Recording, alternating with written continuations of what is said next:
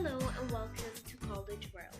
This is the fifth chapter in our series of C3 tutorials, and we're covering a very interesting chapter in this tutorial, which is called Transformation of Graphs.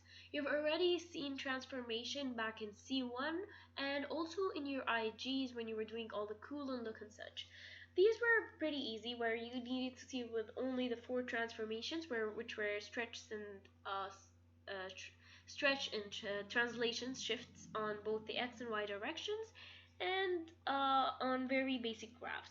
So this is why in this tutorial we're going to get in depth. First of all, we're going to do a very quick recap of what you already know. We're going to be talking about the basic graphs, and then we're going to talk about the four types of transformation and the order of transformation you need to follow. After doing that, we're going to get to know something new, which is the absolute function, which I know you pretty much know what an absolute function is, but we're going to know how it affects our graphs. How do we sketch absolute functions, whether we have an absolute function as an overall or we just have our x's under an absolute. So we're going to see those two and how to graph them. Then we're going to solve questions that are regarding absolute functions. Then we're going to see how to graph combination of transformations. So we have more than one transformation, more than one translation, and we're going to do it together. Then after that, we're going to be left with our last part, which are the tips and tricks. The tips and tricks, as you saw in C3, are not so prominent. However, in C4 you'll find a lot of that. This is simply because in C3 it is mostly knowing rules and applying them. It's just giving you the foundation that you will later on need in your C4. So yes, that's what we'll be covering. So moving on, I want to have a quick recap of the basic graphs. To save time, I already drew the graphs for you here, and let's just discuss them. So as you see, our first type of graph is one where you have on your x and y axes, you have a straight line that's drawn. This is why it's simply a straight line, and the straight line equation is known as y equals to mx plus b, where your m is the slope and your b is your y-intercept. Then we have our second graph here. It has this curvature shaped where it's decreasing then increasing, and it goes through the origin, and this is the graph for y equal x squared.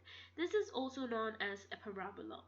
Now a parabola can have multiple shifts and stretches on it if you're multiplying the x squared by something, or you're adding to bx and c and such, and in such cases those will be transformations that will distort the shape slightly but not entirely. So you will have it move from one place to another, it will get steeper, etc, etc, but it will always be a parabola. Then we have our third shape here, which is a very stretched n, and it looks like this, where it goes through the origin again, and the major formula for it is y equal x cubed. This one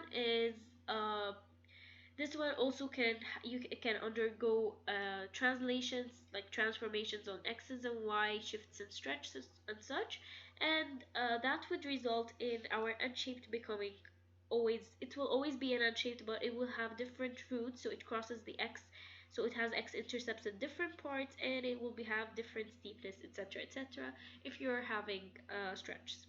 So yes, and here as you see, because it crossed at a, b, and c, our equation is x minus a to x minus b to x minus c.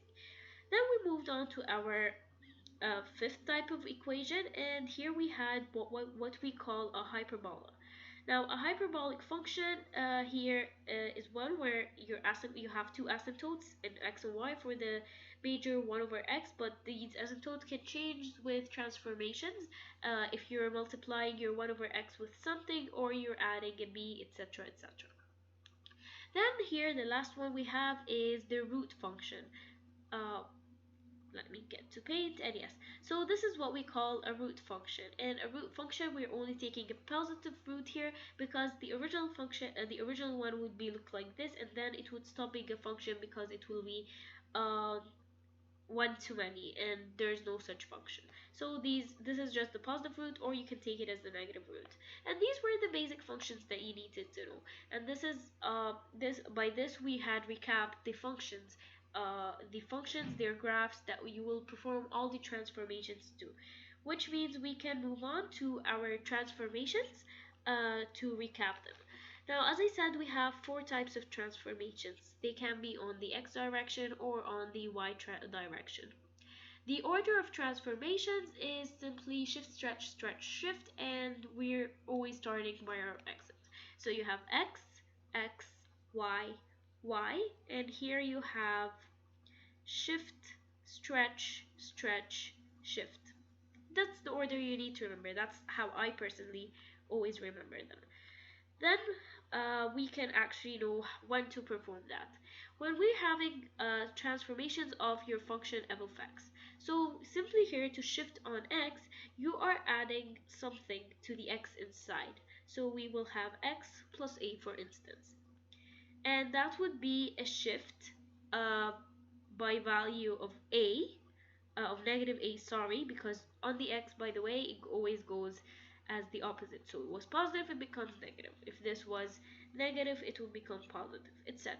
So it's shift of negative a in the x direction. And then the second part here, we're doing stretch. So we're still applying something to the x inside, but we're actually uh, just multiplying. So here we're going to have in our bracket inside, we're going to have in our bracket inside a into x.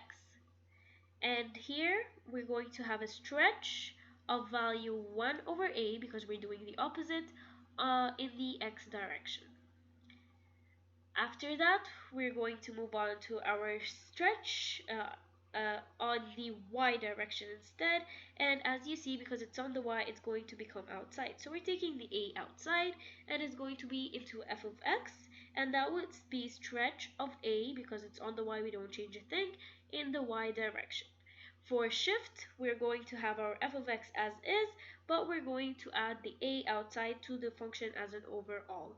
And that would be a shift of value of a, because it's on the y, we don't do the reciprocal, and it's in the y direction. And those were the basic transformation, the four types of transformations we need to know. Shifts are known as translations, and they're basically just shifting the whole curve right, left, right or left, or up and down. Depends on if it's on x or on y, and if it's plus or negative. And then stretch is stretching it. You're changing the gradient, you're squeezing the whole thing, or you're stretching it out.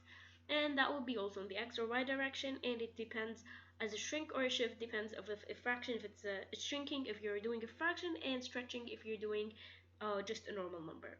And that would be the recap of what you need to know, and by that we can move on to the new functions where we have our modulus, or what we call the absolute functions and absolute values. That's it.